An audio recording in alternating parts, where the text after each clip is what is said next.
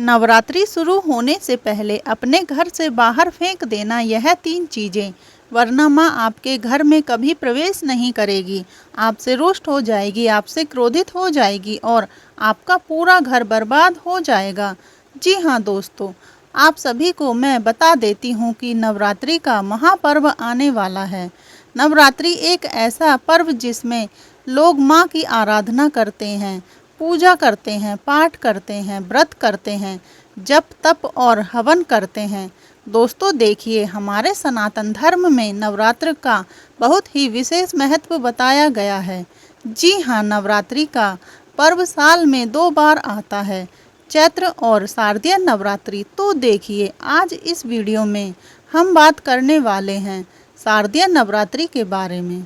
यह केवल उपवास और पूजा का समय नहीं, बल्कि आत्मशुद्धि, घर परिवार की साफ सफाई और सकारात्मक ऊर्जा को आमंत्रित करने का अवसर होता है। जी हाँ दोस्तों, कहा जाता है कि नवरात्रि के दौरान माता रानी स्वयं अपने भक्तों के घर पधारती है, भ्रमण करती है और भक्तों के दुखों को हरती है। और हमारे गरुड़ पुराण में यह भी लिखा गया है कि जिस घर में स्वच्छता होगी, जिस घर में श्रद्धा होगी, जिस घर में पवित्रता होगी, वहाँ वे अवश्य प्रवेश करेगी। लेकिन अगर घर में कुछ अशुभ वस्तुएं पड़ी रह जाएं, कुछ अपवित्र वस्तुएं पड़ी रह जाएं, तो ऐसा कहा गया है कि माता की कृपा रुक जाती है। माता रानी घर में कभी प्रवेश नहीं करती है और प्रसन्न होने की बजाय रुष्ट हो जाती है। अब दोस्तों देखिए, हम क्या करते हैं कि माता रानी को प्रसन्न करने के लिए घर में माता की चौकी लगाते हैं, पूजा पाठ व्रत करते हैं, उपवास करते हैं, 9 दिनों तक माता की आराधना करते हैं। लेकिन जब इतना कुछ करने के बाद भी हमें फल नहीं मिलता है तो मन बहुत दुखता है कि माता रानी तो हमारी सुन ही नहीं रही है। लेकिन देखिए, कई बार इन सब के पीछे जो गलती होती है वह गलती हमारी ही होती है। दरअसल हमारे घर में कुछ ऐसी अपवित्र अपशगुन चीज़ें पड़ी रहती हैं जो माता रानी को घर में आने से रोकती हैं। तो दोस्तों देखिए, आज के इस वीडियो में जो विषय रहने वाला है वह विषय साधारण नहीं है। सबसे पहले मैं आपसे हाथ जोड़कर एक छोटी सी विनती करती हूँ कि आप सभी इस वीडियो को लाइक कर दीजिए और कमेंट बॉक्स में जय माता दी अवश्य ही लिख दीजिएगा। और आप सभी को नवरात्रि के महापर्व की बहुत बहुत शुभकामनाएं।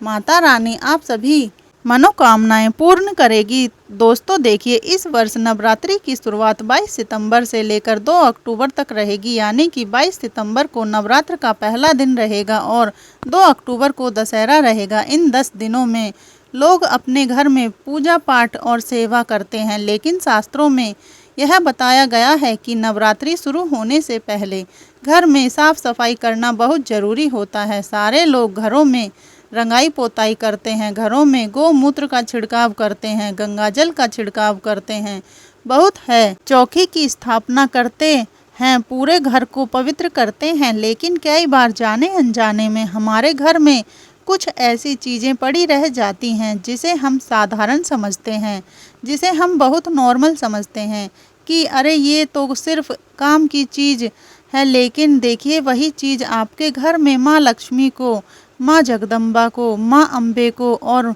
माँ गौरी को आने से रोकती है। देखिए, आपसे मैं एक ही विनती कर रही हूँ कि अगर आप माता रानी की कृपा पाना चाहते हैं तो इस वीडियो को अंत तक ध्यान से ज़रूर देखना, क्योंकि कहीं तुम्हारी एक छोटी सी गलती तुम्हारे पूरे परिवार को बर्बाद ना कर दे। देखिए, पूजा पाठ करना, जप तप करना, व्रत उपवास करना, यह सब तो आसान है, लेकिन सबसे मुश्किल काम है माता रानी को प्रसन्न करना।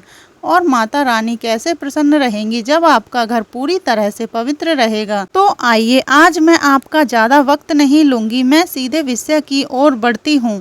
और जो बात है मैं आपको बता रही हूँ, यह बात होगी गरुड़ पुराण के आधार पर, स्कंद पुराण के आधार पर और वास्तुशास्त्र के आधार पर। सब चीज़ें आप ध्यान से सुनना, सब चीज़ों को ध्यान से समझना कि कौन सी चीज़ आपके घर के किस कोने में पड़ी है, कहाँ पर पड़ी है, कैसे पड़ी है, सब बात मैं आपको बताऊंगी।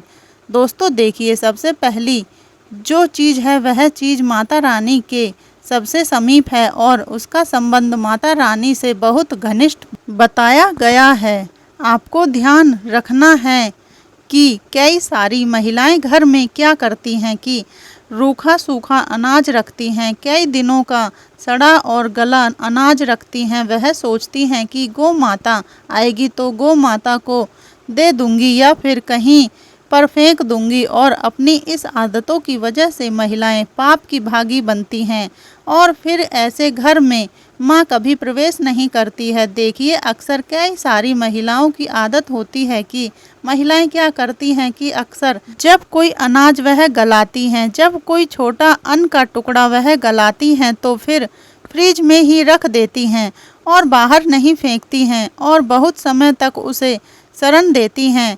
लेकिन हमारे शास्त्रों में यह बताया गया है कि जिस घर में अन्न का अपमान होता है वहाँ माँ अन्नपूर्णा कभी नहीं ठहरती है।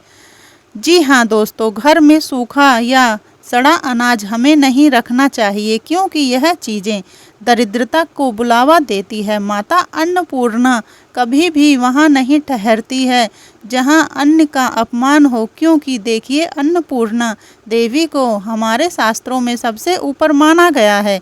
धन की देवी के पहले अन्नपूर्णा को पूजा जाता है क्योंकि अन्न होगा तो यही इंसान जीवित रहेगा और इंसान जीवित रहेगा तो ही तो माता लक्ष्मी आएगी। इसलिए अन्नपूर्णा का स्थान हमारे शास्त्रों में सबसे ऊपर बताया गया है। तो ध्यान रखिएगा कि नवरात्रि शुरू होने से पहले हमें अपने घर से सड़ा गला बासी अनाज बाहर की ओर फेंक देना चाहिए, बाहर का रास्ता दिखा देना चाहिए। अब देखिए, कई सारी महिलाओं की आदत होती है कि जो घर में पुराने कपड़े रहते हैं, फटे कपड़े रहते हैं, उनका वह पोछा बना लेती हैं।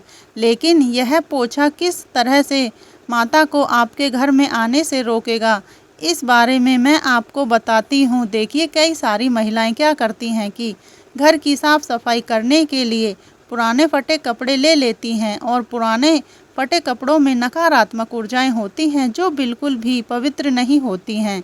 अब उन्हें कपड़ों से हम क्या करते हैं कि घर में पोछा लगाते हैं, घर की साफ सफाई करते हैं, तो यह तो आप घर को पवित्र करने की जगह घर को और अपवित्र कर रही हो, घर में और गंदगी फैला रही है। कई सारी महिलाओं की आदत होती है कि जब घर में झाड़ू भी टूट जाती है तो उस टूटी हुई झाड़ू को ऐसे संभाल कर रखती हैं जैसे वह कोई पुरखों की संपत्ति हो, कोई पुरखों का धन हो। अरे झाड़ू टूट गई है तो उस झाड़ू को सम्मानजनक आपको कहीं ऐसी जगह पर रख देना है अपने घर से बाहर जहां पर किसी के पेड़ ना लगे और जहां पर ज़्यादा गंदगी ना हो, क्योंकि हमारे शास्त्रों में झाड़ू को माँ लक्ष्मी का स्वरूप माना गया है और झाड़ू को लेकर शास्त्रों में कई सारी मान्यताएं भी बताई गई हैं और कहते हैं कि टूटी हुई झाड़ू ना तो घर में रखना चाहिए और ना ही किसी को दान देना चाहिए। देखिए दोस्तों, पुराना गंदा कपड़ा, पुराना गंदा झाड़ू माता लक्ष्मी को घर से बाहर कर देता है और कभी भी माँ को घर में प्रवेश नहीं करने देता है। कहते हैं कि पुराने झाड़ू से सफाई अधूरी रहती है और उसमें धूल व कीड़े पनपते हैं और जब धूल और कीड़े पनपने लगते हैं तो घर में दरिद्रता फैलने लगती है। क्योंकि अगर घर में पवित्रता होगी ही नहीं तो फिर घर में माँ लक्ष्मी का प्रवेश कैसे होगा, माँ जगदम्बा का प्रवेश कैसे होगा, माँ अन्नपूर्णा का प्रवेश कैसे होगा। अब हम क्या करते हैं कि घर में जौ भी उगाते हैं, माता की चौकी भी लगाते हैं। कुछ लोग घर में माता की तस्वीर के सामने 9 दिन तक फूल माला धूप अगरबत्ती सब कुछ करते हैं और कुछ लोग तो घर में मूर्ति भी स्थापित करते हैं। अच्छी बात है, करना चाहिए, क्योंकि माता की भक्ति हर इंसान करता है और दुनिया में सबसे बड़ी चीज़ कौन है? माँ है। अब देखिए दोस्तों, कई सारे घर के लोगों की आदत होती है कि घर के फटे पुराने जूते चप्पल भी संभाल कर रखते हैं। यह सोचते हैं कि अरे अभी नहीं तो आगे चलकर काम आएगा और इस वजह से वह फटे पुराने जूते चप्पल घर में ही रखे रहने देते हैं। तो यह तो सीधा सीधा एक संकेत है कि अगर आपके घर में ऐसी हरकतें होंगी तो कभी भी माता आपके घर में प्रवेश नहीं करेगी। लोग माता रानी को बुलवाने के लिए कई तरह के जतन करते हैं, चौकी लगाते हैं, पूजा पाठ करते हैं, उपवास करते हैं, लेकिन अगर तुम्हारी ही ऐसी छोटी छोटी गलतियां रही तो फिर माता रानी तो आने से रही। देखिए दोस्तों, कहते हैं कि फटे पुराने कपड़े, फटे पुराने जूते चप्पल, फटे पुराने कागज अखबार, यह भी घर में नकारात्मक फैलाते हैं। और जब घर में नकारात्मकता रहेगी तो कैसे माता आपके घर में प्रवेश करेगी, क्योंकि देवी माँ को गंदगी और अशुद्धि बिल्कुल भी पसंद नहीं है। जी हाँ दोस्तों, यह बात आप जितनी जल्दी समझ लेंगे उतना बढ़िया आप लोगों के लिए रहेगा। अब देखिए, कभी कभी हमारे घर में कुछ ऐसे पौधे भी होते हैं जो माता लक्ष्मी और माँ अम्बे को आने से रोकते हैं, लेकिन अब उन पौधों को हम घर से बाहर फेंक तो नहीं सकते हैं। कई सारे लोग अपने घर में पेड़ पौधे लगाते हैं, कोई आंगन में पौधा लगाता है तो कोई घर की क्यारी में, कोई बालकनी में पौधा लगाता है। तो देखिए, नवरात्र के समय में अगर आप हो सके तो इन पौधों को घर से बाहर की ओर रख दें, जैसे किसी गार्डन में रख आएं या किसी मंदिर के आसपास रख आएं। दोस्तों देखिए, कुछ ऐसे पौधे भी बताए गए हैं जिन्हें नवरात्रि शुरू होने से पहले अपने घर से बाहर कर देना चाहिए। देखिए, बबूल और कीकर का पौधा कई सारे लोग घर में रखते हैं, लेकिन मान्यता है कि यह पौधे घर में दरिद्रता और तनाव बढ़ाते हैं, और जब घर में दरिद्रता और तनाव बढ़ता है तो फिर इंसान का जो मानसिक संतुलन है वह बिगड़ने लगता है, मानसिक अशांति होने लगती है और फिर उसका मन पूजा पाठ में नहीं लगता है। और फिर जब इंसान का मन पूजा पाठ में लगेगा ही नहीं तो फिर माता रानी उस इंसान से प्रसन्न कैसे होगी, उस इंसान के घर में कैसे जाएगी। लोगों की ये आदत होती है कि जीवन में थोड़ा सा भी कुछ गलत हुआ नहीं कि भगवान से विश्वास उठा लेते हैं, भगवान को कोसने में लग जाते हैं कि अरे भगवान ने तो मेरे साथ यह किया, भगवान ने मेरे साथ यह किया, लेकिन इंसान अपनी गलती नहीं देखता है। इसलिए मित्रों देखिए कि कीकर और बबूल का पेड़ पौधा अगर आपके घर में है तो उसे तुरंत घर से बाहर फेंक दीजिए। क्यों? क्योंकि देखिए, ये घर के आसपास नमी और अंधेरे में बीमारी का कारण भी बन सकते हैं। और बताया गया है हमारे शास्त्रों में कि कांटेदार पौधे भी हमें त्योहारों के समय घर में नहीं रखने चाहिए।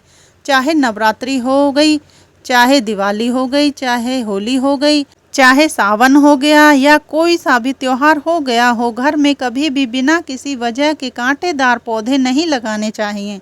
क्योंकि कांटेदार पौधे अगर घर में होंगे तो घर में कलह, गरीबी और आपसी झगड़े लाते हैं। अब देखिए, माता रानी उस घर में भी कभी प्रवेश नहीं करती है जिस घर में हर वक्त लड़ाई झगड़े होते हैं, जिन घरों में औरतों का सम्मान नहीं होता है, जिन घरों में औरतों का अपमान किया जाता है, औरतों को हर कुछ शब्द उठाकर बोल दिए जाते हैं, तो उस घर में भी माँ कभी प्रवेश नहीं करती है।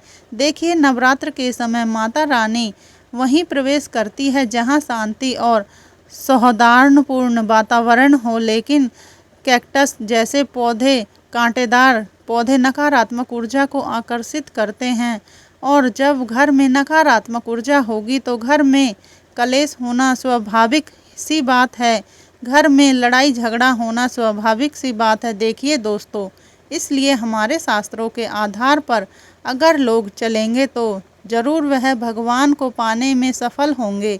लेकिन आज के समय में लोगों की मानसिकता ऐसी हो गई है कि लोग शास्त्रों में विश्वास नहीं करते हैं, लोग पूजा पाठ में विश्वास नहीं करते हैं, लोग भगवान में विश्वास नहीं करते हैं, क्योंकि आज कलयुग चल रहा है। अब कलयुग में ये सब चीज़ें अगर इंसान ध्यान नहीं रखेगा तो पहले ही जीवन में दुख कम नहीं है। आज के समय में देखिए, हर इंसान किसी ना किसी दुख से जूझ रहा है, किसी ना किसी परेशानी में लगा हुआ है। तो नवरात्र के पावन दिनों में कैक्टस, कांटेदार पौधे, बबूल, सूखे और मरे हुए पौधे घर में नहीं रखने चाहिए। अगर आपके घर में तुलसी भी सूख गई है तो तुरंत उस सूखी हुई तुलसी को नवरात्र से पहले अपने घर से बाहर कर देना है, क्योंकि देखिए यह पौधे नकारात्मक ऊर्जा को बढ़ाते हैं और माँ के आमंत्रण में विघ्न डालते हैं और देवी की कृपा को रोक सकते हैं। तो अगर हो सके तो इस पावन समय में घर में अच्छी हरी भरी साफ सुथरी तुलसी लगाओ, हरा भरा मनी प्लांट लगाओ। अशोक का जो पौधा होता है वह भी आप नवरात्र के दिनों में लगा सकते हैं। आम, नीम, बेल पत्र जैसे पवित्र पौधे रखने चाहिए, क्योंकि इन पौधों में स्वयं देवी देवता विराजते हैं। तो यह न केवल धार्मिक दृष्टि से शुभ है, बल्कि आध्यात्मिक और वैज्ञानिक रूप से भी घर को शुद्ध करते हैं, घर की हवा को शुद्ध करते हैं, सकारात्मक ऊर्जा बढ़ाते हैं और घर का वातावरण भी सुधरने में इनका बहुत प्रमुख योगदान रहता है। तो इसलिए जो पौधे मैंने बताए हैं, यह अगर आप नवरात्रि में लगाएंगे तो आपके लिए अच्छा रहेगा। और जो पौधे मैंने पहले बताए थे उनको नवरात्रि के समय अपने घर से बाहर जरूर कर देना। अब देखिए कुछ लोगों की ऐसी आदत होती है कि घर में टूटी तस्वीर रखते हैं कि अरे यह तो मेरे उनकी याद में है, उन्होंने मुझे तोहफा दिया था, भगवान की मूर्ति मुझे तोहफे में दी गई थी, मैं इसे कैसे फेंक दूं, चाहे वह मूर्ति टूट गई हो, खंडित हो गई हो, तस्वीर का कांच फूट गया हो, लेकिन फिर भी लोग उन चीज़ों को संभाल कर रखते हैं। लेकिन उनको यह पता नहीं है कि यह चीज़ें तुम्हारे घर में अपवित्रता लेकर आती है। मान्यता है कि टूटी मूर्ति, फटी तस्वीर घर में रखना बहुत बड़ा अपशगुन होता है। इसका अर्थ है कि तुम सीधे सीधे भगवान का अपमान कर रहे हो। देखिए मैं आपको बता देती हूँ कि कई सारे लोग पूछते भी हैं कि गुरुजी हमारे घर में जो टूटे हुए भगवान की तस्वीरें रहती हैं, पोस्टर रहती हैं, तो उन्हें कहाँ रखना चाहिए, क्योंकि देखिए तालाब में फेंकने से पोस्टर और तस्वीरें तालाब में फेंकने से तालाब में गंदगी होगी। तो देखिए आप चाहे तो जैसे भगवान के फ़ोटो रहते हैं, भगवान की तस्वीरें रहती हैं, तो उन्हें आप जला सकते हैं। अब आप सोच रहे होंगे कि अरे गुरुजी यह क्या बोल रहे हैं, लेकिन देखिए अग्नि देवता को माना जाता है कि अग्नि भगवान का ही एक रूप भी है। तो अगर आप अपने घर के आसपास के तालाब या कुएं में गंदगी नहीं करना चाहते हैं तो उन चीज़ों को आप जला भी सकते हैं, क्योंकि वह चीज़ें सीधा भगवान को ही अर्पित होंगी, क्योंकि अग्नि भी एक देवता है। आपने सुना ही होगा अग्नि देवता जिसमें हम यज्ञ करते हैं, भगवान के सामने दीपक अगरबत्ती जलाते हैं, तो यह चीज़ें हमें करना ज़रूरी चाहिए। और देखिए कई सारे लोगों की यह भी आदत होती है कि सूखी माला और पुराने फूल बरकत के नाम पर घर में सजाकर रखते हैं कि अरे मुझे तो इस फूल को उस मंदिर से उन महाराज जी ने दिया था, उन गुरुजी ने दिया था। यह तो घर की तिजोरी में रखना चाहिए। चाहे वह फूल पूरी तरह से सूख गया हो तो मंदिर में चढ़ाए गए पुराने फूल, सूख चुके फूल और माला अगर घर में पड़ी रह जाए तो पूजा का फल नष्ट हो जाता है, ऐसा हमारा शास्त्र कहता है। फिर चाहे तुम कितनी ही पूजा पाठ कर लो, कितना ही जप तप कर लो, उस पूजा का फल नहीं मिलता है। इसलिए नवरात्रि शुरू होने से पहले अपने घर से जितने भी सूखे फूल हैं, सूखी मालाएं हैं, पूजा से संबंधित अगरबत्ती का थोड़ा सा राख भी है, धूप बत्ती की राख भी है, जली हुई बत्तियां भी हैं, तो तुरंत उन्हें अपने घर से बाहर फेंक देना है। देखिए देवी माँ ताजगी और सुगंध को पसंद करती हैं। देवी माँ कभी भी अपवित्र चीज़ें, खराब चीज़ों को पसंद नहीं करती हैं। और मैं आपको एक चीज़ और बता देती हूँ कि बच्चों के टूटे हुए खिलौनों से भी घर में नकारात्मक ऊर्जा, कलह को बढ़ाते हैं। तो पौराणिक मान्यता है कि टूटी वस्तुएं लक्ष्मी का अपमान करती हैं। कई सारे लोग घरों में तुम बंद घड़ी पटक कर रख देते हैं, बंद बल्ब पटक कर रख देते हैं, इलेक्ट्रॉनिक चीज़ें रख देते हैं, यह सोचकर कि बाद में काम आएगी। लेकिन बाद में काम आने से पहले यह तुम्हारे देवी देवताओं को तुम्हारे घर से निकाल भी सकती है। इसलिए घर में हमें बंद घड़ी भी नहीं रखना चाहिए। बंद घड़ी जीवन में रुकावट और स्थिरता का प्रतीक है। नवरात्रि नई शुरुआत का समय है।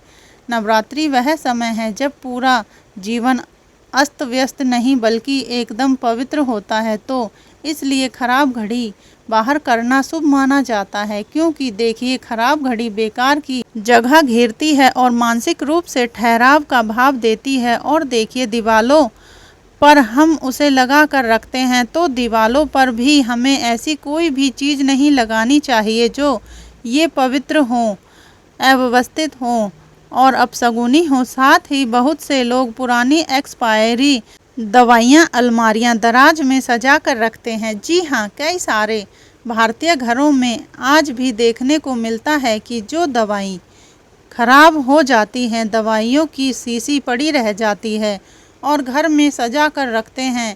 तो मान्यता है कि घर में पुरानी दवा रोग और बीमारी को आमंत्रित करती है, और जिस घर में रोग और बीमारी होगी उस घर में माता कभी प्रवेश नहीं करेगी, क्योंकि उस घर में पवित्रता बिल्कुल नहीं रहेगी। अब देखिए, आप सोच रहे होंगे कि माता रानी तो अपने भक्तों के कष्टों को हरती है, अपने भक्तों के दुखों को दूर करती है, लेकिन जब इंसान अपने ही गलतियों की वजह से अपने जीवन में इन सब चीज़ों को आमंत्रण देगा तो फिर इसमें माता रानी की क्या गलती है। इसलिए दोस्तों, मैंने आज इस वीडियो में आपको जो जानकारी बताई है, आशा करती हूँ कि आप सभी को वह जानकारी बहुत पसंद आई होगी। देखिए, यदि आपके मन में कोई भी सवाल है, आपके मन में कोई भी अगर भ्रम है या किसी भी तरह की किसी चीज़ को आप जानना चाहते हैं, तो कमेंट बॉक्स में आप हमें अवश्य लिखकर बताएं। हम आपके सभी सवालों का जवाब देंगे। मित्रों, देखिए, मैंने आपको इस वीडियो में जो भी बात बताई है वह सभी बातें शास्त्र के आधार पर थीं। देखिए, ये सारी चीज़ें हर घर में रोज़मर्रा में मौजूद रहती हैं, लेकिन हम ध्यान नहीं देते हैं। नवरात्रि नई शुरुआत का समय, इसलिए नवरात्रि से पहले इन अनोखी लेकिन आम चीज़ों को घर से बाहर करना बेहद ज़रूरी है, क्योंकि इससे माता आने का स्वागत खुले मन और पवित्र वातावरण में हो सकेगा और घर में सुख शांति और समृद्धि बढ़ेगी। तो आशा करते हैं आप सभी को वीडियो पसंद आई होगी, तो वीडियो को लाइक कर दीजिएगा।